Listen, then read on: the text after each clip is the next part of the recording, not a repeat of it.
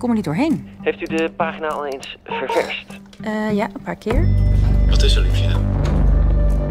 En als u alles wegklikt en de boel weer even opnieuw opstart? Ja, ook al gedaan. Maar u komt er niet doorheen. Nee, daarom bel ik. Hallo? Ja, ik begrijp dat dit misschien een beetje een persoonlijke vraag is, maar zou het eventueel ook zo kunnen zijn dat u, ja, ook echt een robot bent, zeg maar? Nou, nee. Laten we eerst even gaan zitten, Lara. Dat weet u zeker? Ik ben geen robot. Mhm.